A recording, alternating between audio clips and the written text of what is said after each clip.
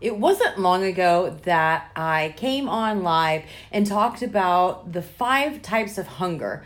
And one type of hunger is sense hunger. So that basically means when your senses are awakened, that can lead to hunger. It's not true hunger, like I haven't eaten in 8 hours and I'm starving. I just woke up. I need to eat. This is literally things like walking into the movie theater and smelling the popcorn, seeing the popcorn, walking in the mall, smelling Cinnabon, and having them hand you a sample. Those are the types of things that are regarded as sense hunger. And a lot of it can be the power of suggestion. This is how marketing works so much. Like, I know for a fact that when my husband watches commercials, it doesn't take long for him to say, "Ooh, pizza sounds good." And one time, actually on Super Bowl, he was watching the commercials, and that exact thing happened, and he actually ended up going to town to pick up a pizza because it was put in his mind. It wasn't really because he was truly hungry. And it was shortly after that it was National Pizza Day. And I remember waking up, seeing it on the news, seeing it all over social media. There was Pizza Day, and all day, all I could think about was pizza, that I wanted pizza because it was planted in my head. It wasn't that I was actually craving it. It wasn't actually because my body needed that. Because let's get real, pizza really isn't full of nutritious things, even if you try to make it healthy. But I was thinking today is day number 858 of my sobriety journey.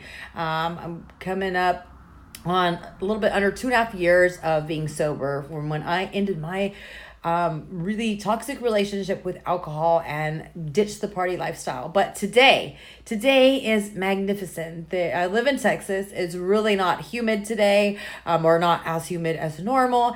And it is super sunny, blue skies, beautiful, no wind, just marvelous weather, like 70 something degrees. And I immediately, when I stepped outside today, thought, God, this is a day to go back roading. Like, this is a beer drinking day.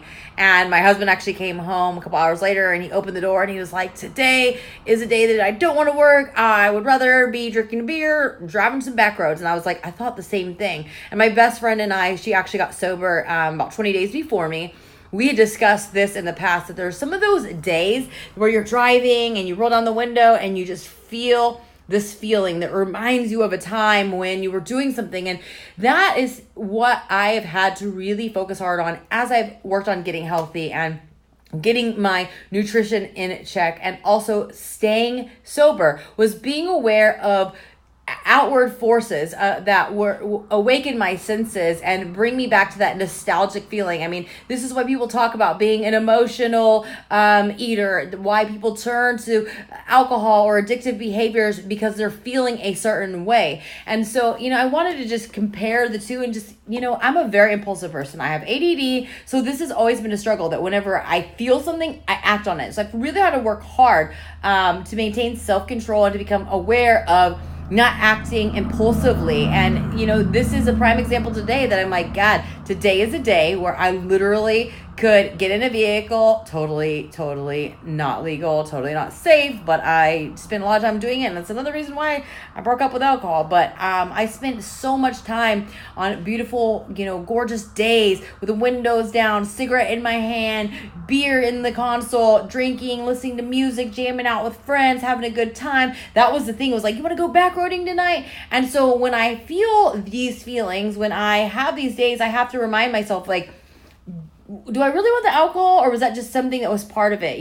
So if you're struggling with those type of things, I would say that spend time with those people, create those feelings with those people, because you really don't need alcohol to enjoy a great day, to enjoy gorgeous weather and hang out with your friends. And so it's really about breaking up with a habit and the substance or the behavior that went along with that feeling that you're craving. So I hope this helps. I try to share as much about my sobriety journey with people, because I get messages all the time asking how to get sober, what I did to get sober. And I didn't attend any meetings. I didn't read any books. I just made a decision to get sober because I was doing things that were not productive, that were not safe, that were not healthy. And it was interfering with my ability to have a good life and be successful and healthy. So it really, you have to take a look at what you're doing. no matter what it is, and say, is this leading me where I want to go? Is this causing pain now? Is it going to cause more pain if I continue doing it? And has it caused pain in the past? And until you hit that point and you see those things, you're never going to make a change, no matter what it is, whether it's quitting smoking, quitting gambling, sex addiction, online addiction, toxic behaviors, whatever it is that you're trying to break free from. You've got to be able to correlate pain and that you're feeling now and link to the past, and also that if you continue it, you'll see it in the future to really decide to make a change.